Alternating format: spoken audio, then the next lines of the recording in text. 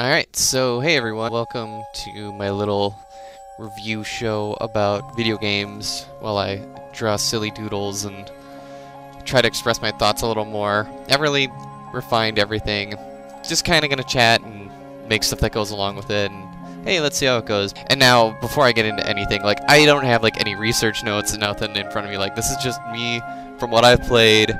I do have like some notes next to me of like some of the topical words that I like to from the series, like character names or monster names. So if I forget anything, you know, feel free to correct me, but it's just, seriously, it's just a guy sitting here drawing.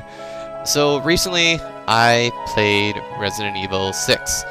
I guess I should get in the backstory of what the Resident Evil series is about. But basically Resident Evil is, well, it's basically zombies. A pharmaceutical company known as the Umbrella Corporation created something known as the T-Virus, which resulted in zombies, which started in a mansion but then flooded into the nearby city of Raccoon.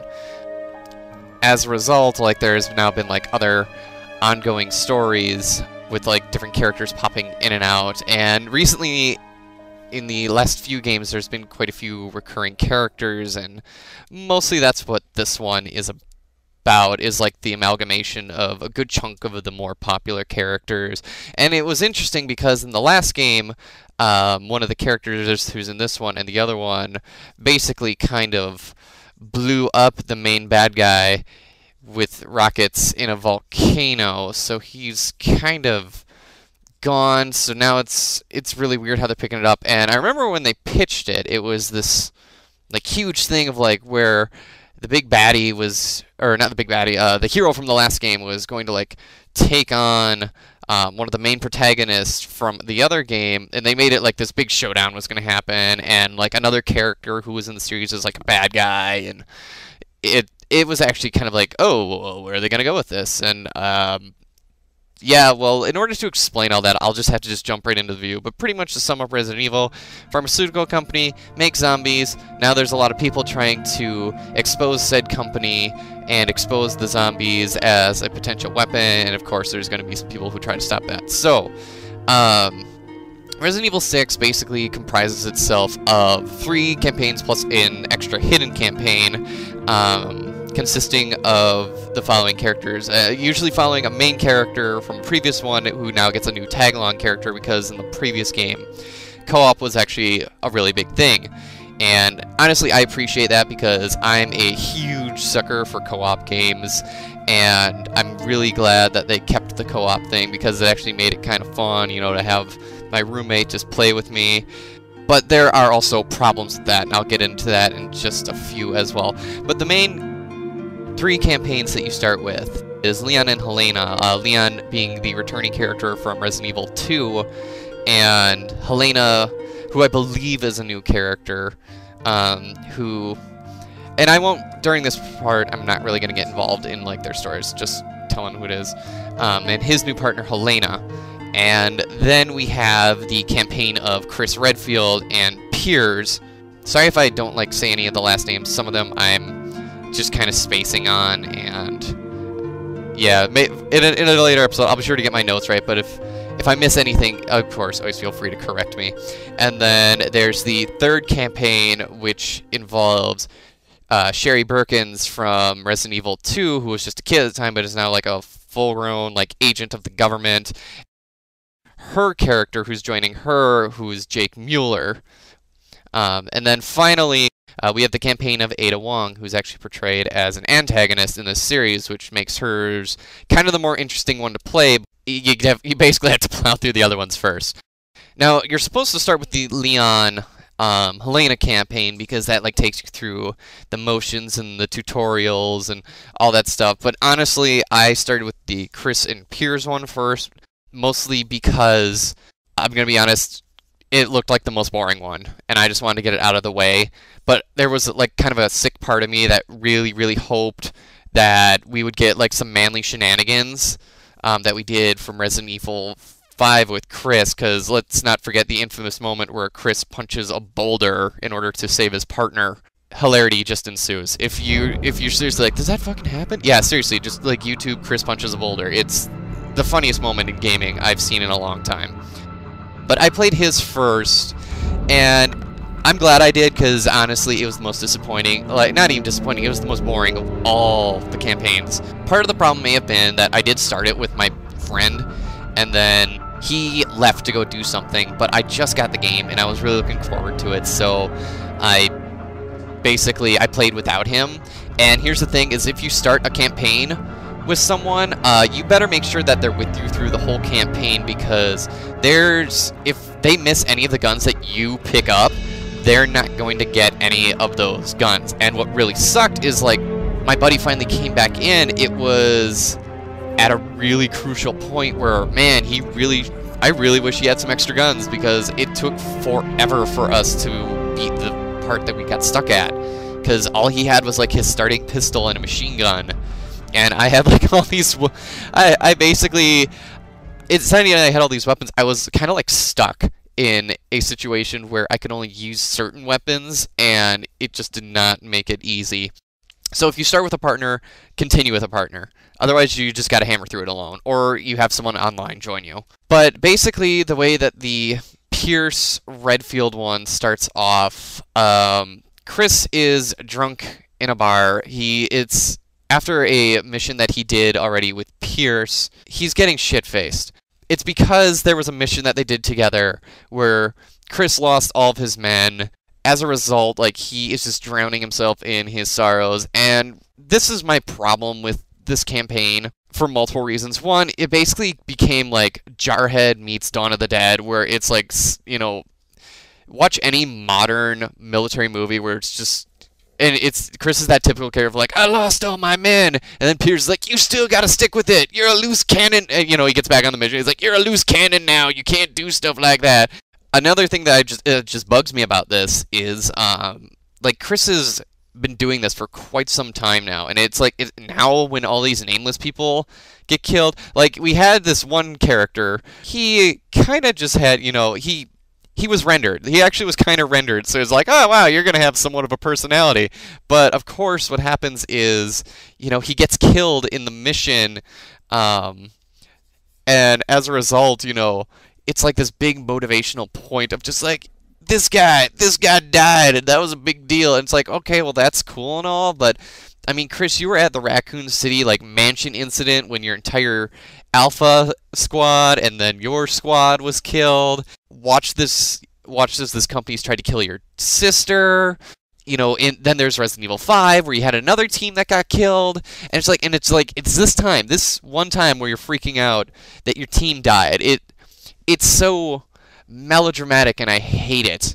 And then, of course, there's Piers.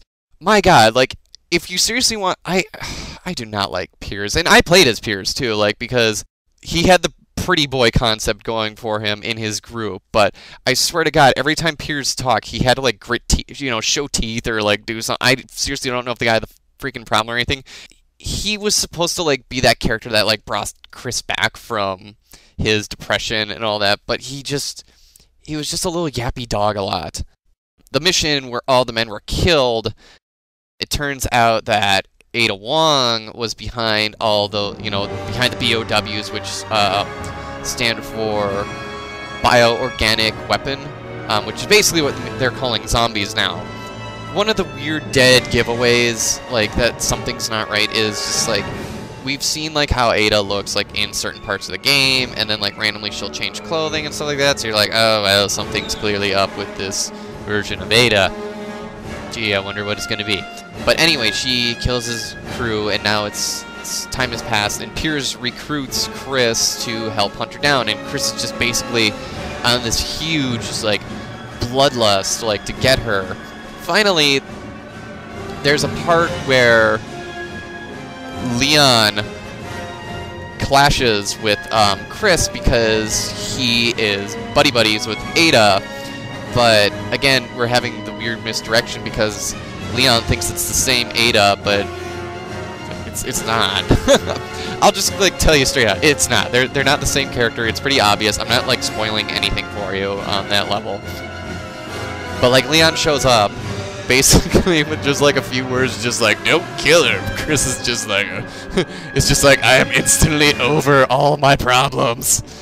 The big thing that really I wanted from this campaign is, like I said, Chris is infamous for the monstrous watermelon shoulders that he did and punching stuff, and I was hoping like, oh man, can we please get like some man moments? And it did some things, but I needed more. Like I don't know, like Resident Evil has of course lost a lot of its horror aspects, so it's just, and the last game just got really silly and kind of, God, I don't even want to say campy. It just got really silly, and you know, I'm just like, oh, can we please just embrace that cheese? Like, let's do this. But I did get like my few man moments of just like raw, just like biceps on biceps that have hair on them, and maybe there's a piece of beef jerky on top. Basically, the man moments that I got. There's this big lumbering thing, and you know, it has this like protruding thing sticking on its back. Quite hilarious. Chris will launch onto his back, and he basically like rips out this like huge tumor-esque thing. Alone, it was just great. Well, pretty much just anytime Chris punches anything is just amazing, because it's just so over the top and insane. Like, I mean, I haven't seen crazy punching like this since Kung Pao, when the guy got the hole busted through him and things. And that's what's great too, is they added the melee aspect to this game, which really helps, but at the same time, it feels like more of a, it feels really gimmicky at times, because it's almost like they want you to only use that mechanic, which is great, but it gets really boring really fast. Only certain characters only do like certain kind of attacks. Like, there's really cool stuff, like if you're next to a wall, you go smash their head into the wall, and you know, that's, every time you see that, you know, you can't get enough of that. But there's just times when they'll like roundhouse them in the back of the head, and it's just like, oh wow, that was interesting. But Chris is one of those characters where most of the time he'll either like suplex them, snap their neck, punch them. Awesome, man moments. Let's do this. But then like another moment comes when Chris confronts Jake. Like, the big secret twist reveal is that Jake Mueller is actually Wesker's son, the head of the Umbrella Corporation and the main antagonist from their previous games, and the guy he blew up in the volcano. And Jake, like, puts a gun to his face and, you know, wants to shoot Chris because he killed his father, but he just kind of, like, stands there. He's just like, if you're angry at me, go ahead and shoot. And shoots, like, literally from the drawing that I made, that far away, and I think he just grazes his cheek with the bullet, but there's no, like, burn mark from the flash, no ringing in his... He's just, like, standing like a rock. Like, man moment. I'm so hardcore that fire and sound doesn't even stop me. And I got those. But, like, the biggest awesome, you know, be a man moment came from, of all people, like, all unlikely sources, Piers. Piers had, like, the best man moment. Basically, let me set this up for you. There's this big lumbering BOW that was being made in this underground oil refinery, and I gotta admit, this thing is actually kind of creepy looking. It's just like a giant jellyfish, you know, with human organs underneath, and you know, when its face got close and you could actually see like the skull and stuff like that actually got really creepy. The only thing that didn't make it kind of creepy is during the fight, when its lower torso would separate, it would make monkey noises. Like, I'm not joking, it would just make that canned chimp noise.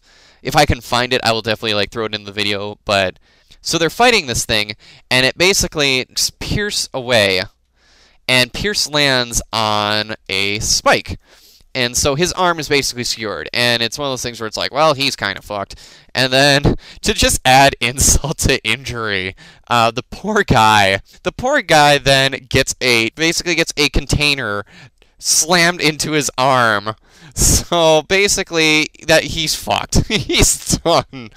And so his response to that is, because the creature grabs Chris is about to die, he severs his own arm from said container, and then crawls on the ground to pick up a syringe that he stole from Ada earlier, full of all kinds of Neo Umbrella happy juice, and injects himself, grows this super spiky Emperor Palpatine lightning shooting arm, which is awesome. Like, it is awesome. Like, just watching him do just the whole scene, because, you know, they make you crawl for it, and then you inject yourself, and you get this arm, and, you know, you can charge it up and just launch lightning everywhere. It was awesome. But, of course, because he's now infected with the virus, Piers actually ends up just sacrificing himself to save Chris, and he dies. And it would be really sad, but I never felt like any, like, kindred like, you know, buddy things. They were both just like these yelling soldiers. Like, you know, Chris had his whole, you know, wanted his revenge on Ada, and Piers was just like, used to be a great soldier. And you can tell, here's the great thing though, you can tell that Piers is going to die because when they're about to fight said boss, they have that speech of just like, I think I'm gonna retire after this. And he's like, and Chris puts his arm on Pierce, and he's just like, and I want you to have the job. You're just like, oh, someone's gonna fucking die. Like, seriously, why don't you just tell him that your wife is pregnant too? Think of every just war movie cliche you can, and just be like, oh, someone is gonna go down. So yeah, basically my impression of this campaign is it was boring. It was very boring. Like, it didn't really have much gameplay changes to it. Aside from, like, the final boss fight and getting, like, you know, like I said, getting my Palpatine arm, it wasn't really that good, but I can also... The thing is I can sense a lot of yaoi coming from these two. Like, good God. You know, like I said, I found them extremely boring, but at the same time, they are just perfect yaoi cannon fodder, and it's... I may have to jump on Tumblr and, like, post edit result and just be like, yep, there's porn. But otherwise, this campaign was pretty lame.